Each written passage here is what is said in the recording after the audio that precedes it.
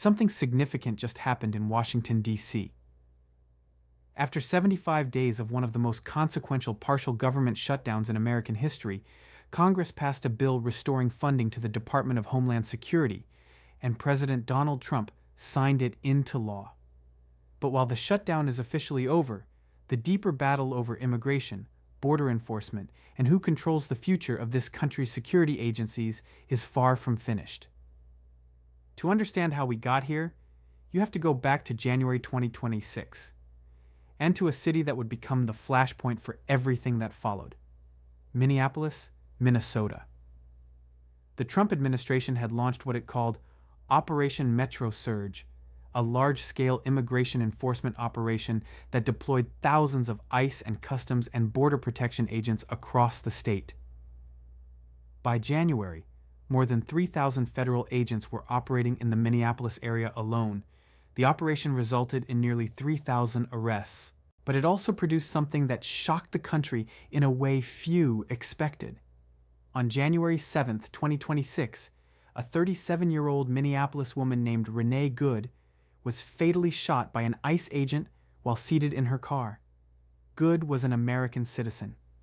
The Hennepin County Medical Examiner later ruled her death a homicide. Then, on January 24th, a second American citizen was killed by a federal agent in Minneapolis. His name was Alex Preddy. He was 37 years old, an ICU nurse at a local VA hospital.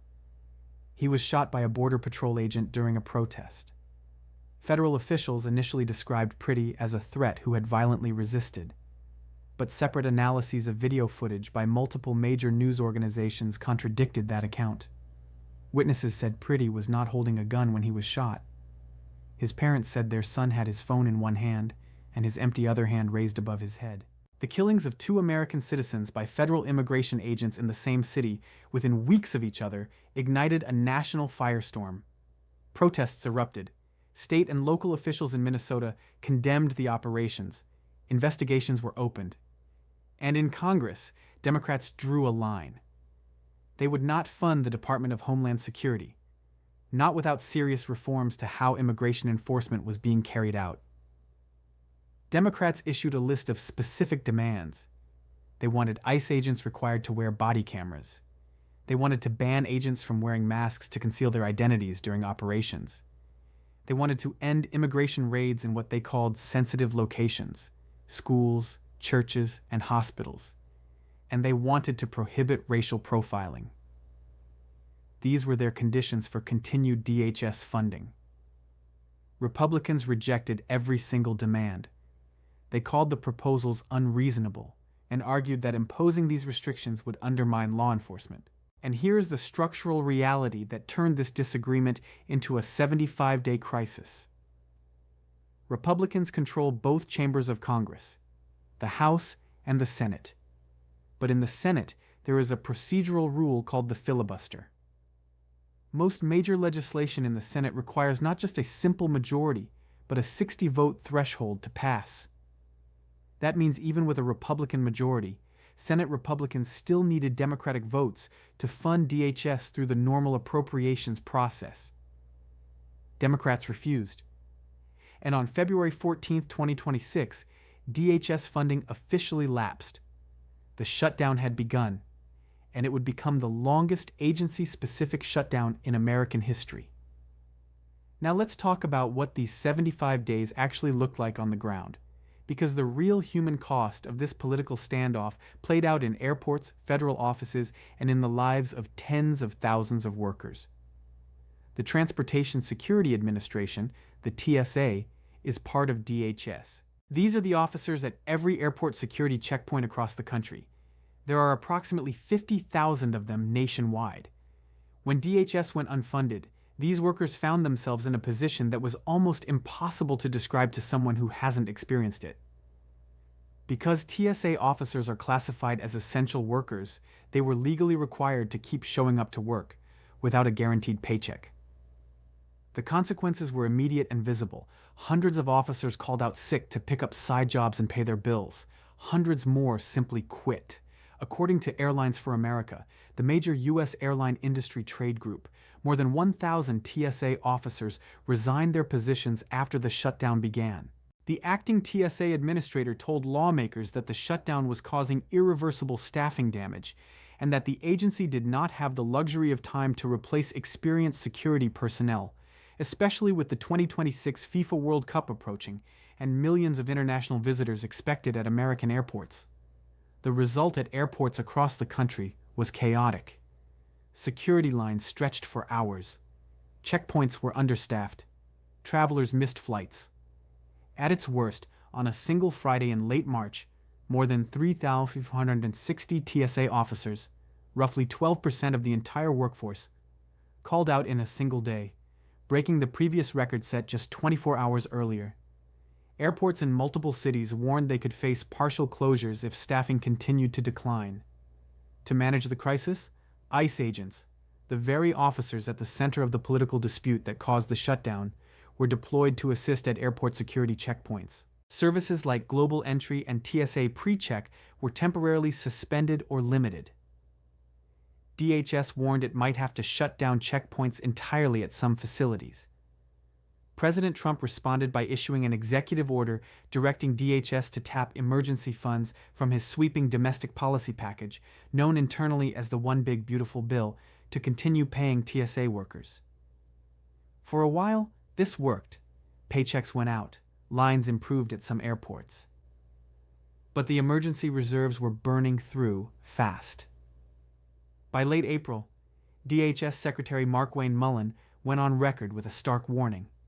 His department's payroll ran over $1.6 billion every 2 weeks. The emergency fund had nearly dried up. He told Congress directly that by the first week of May, there would be no money left to pay 50,000 TSA workers, and no further executive orders could save them because the emergency reserves would be gone. This was the deadline that finally forced Washington to act. Beyond the airports, the shutdown was straining nearly every part of DHS. The Federal Emergency Management Agency, which responds to hurricanes, wildfires, and natural disasters, was operating on reduced capacity. The Coast Guard, which conducts search and rescue at sea, was affected. The Secret Service, which protects the president and other senior officials, was impacted. The Cybersecurity and Infrastructure Security Agency, which defends government computer systems from foreign attacks, was working under a funding lapse. These are not abstract bureaucratic agencies. These are the organizations that respond when disasters strike and threats emerge. Now let's go back to Capitol Hill, where the political fight over all of this was playing out in ways that were increasingly difficult for either party to sustain. Back in late March, the Senate had actually passed a DHS funding bill. Unanimously, every senator in the chamber voted yes. But the bill came with a critical condition. It would fund TSA, FEMA, the Coast Guard, the Secret Service, and virtually every other DHS component. But it would not fund ICE, Immigration and Customs Enforcement, or Customs and Border Protection. Those two immigration enforcement agencies were deliberately left out as a compromise. Democrats weren't getting the ICE reforms they originally demanded, but they were at least blocking direct appropriations to the agencies they had targeted. The Senate bill passed, and then it went to the House, where it sat for over a month without a vote. House Speaker Mike Johnson declined to bring it to the floor. Republicans, particularly those in the conservative House Freedom Caucus, led by Chairman Andy Harris of Maryland, were adamant. They would not vote to fund DHS while ICE and Border Patrol remained completely defunded in the legislation. Harris was explicit. Any bill they supported would need to include full ICE and CBP funding, plus an unrelated federal voter ID requirement, before the Freedom Caucus would consider it. Johnson, facing pressure from his right flank, held the bill. The shutdown continued. But as April wore on, the political math began to shift. Centrist Republicans in the House started publicly breaking with their leadership. Members representing competitive districts, lawmakers who could not afford to be associated with airport chaos heading into the 2026 midterms, started demanding action. Republican Representative Zach Nunn, who holds a battleground seat, told reporters directly that this should have been resolved a long time ago, and that he was not leaving Washington for the scheduled congressional recess without a resolution. Republican Representative Nick Langworthy, normally a quiet member of leadership, went before cameras and said plainly that there was no more time to play games. Too many people, he said, were focused on political scorecards rather than solving the problem. The White House also escalated its pressure. A formal warning went to Capitol Hill that hundreds of thousands of federal employees were days away from missing paychecks. Trump, who had been publicly urging Congress to act, made clear to Johnson that the clock had run out. And there was one additional development that gave House Republicans a procedural path forward, a framework for funding ICE and Border Patrol through the Senate budget reconciliation process, a special legislative procedure that bypasses the filibuster entirely, had cleared a procedural hurdle in the House. Republicans could now point to this and argue they were not abandoning immigration enforcement. They were simply separating it into a separate legislative track. ICE funding was still coming, just through a different vehicle. With all of this converging at once, Speaker Johnson finally moved. On Thursday, April 30th, 2026, less than an hour after Republican leaders circulated a floor notice that the DHS bill would be considered, the House passed the legislation by voice vote. It happened quickly. Some members were caught off guard by the speed. Freedom Caucus Chairman Andy Harris had initially tried to block the bill when a Republican member attempted to pass it by unanimous consent, but that procedural objection only delayed things by minutes. The House moved forward, the bill passed, and it was sent to President Trump's desk. Trump signed it into law Thursday afternoon. The 75-day shutdown was over. The law restores funding for TSA, FEMA, the Coast Guard, the Secret Service, and other DHS agencies through the end of the fiscal year, on September 30th, 2026. Workers who had been operating without reliable pay would finally see their compensation secured. Airport staffing could begin to stabilize ahead of the summer travel season. But here is where the story does not end, and where anyone following American immigration policy needs to pay close attention. ICE is still not funded through regular appropriations. Customs and Border Protection is still not funded through regular appropriations. The battle has simply moved to a different arena. Republicans have been explicit about what comes next. They plan to fund ICE and CBP through the budget reconciliation process, the same mechanism used to pass Trump's major tax and domestic spending legislation. Reconciliation allows Republicans to pass budget-related bills in the Senate with a simple majority, completely bypassing the 60-vote filibuster requirement. Democrats cannot block it.